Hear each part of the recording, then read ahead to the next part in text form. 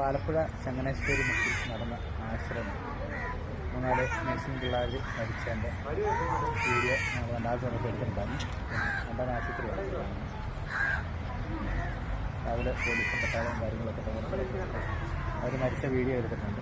അത് 5 പേര് മരിച്ചതാണ് ഉണ്ടായിരുന്നത്. പിന്നെ 2 പേര് സീരിയസ് ആയിട്ട് അങ്ങനെ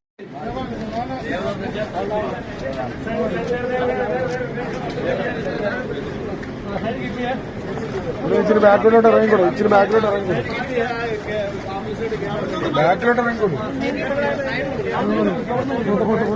അടിയെ കൂട്ടി പോകും, അടിയെ കൂട്ടി പോകും, അടിയെ കൂട്ടി പോകും.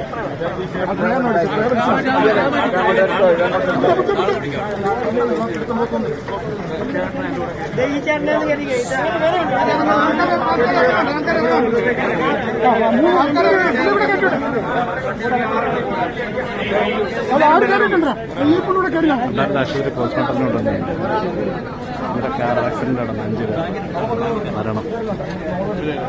സ്റ്റുഡൻ്റാണ് ഹോസ്പിറ്റലിൽ.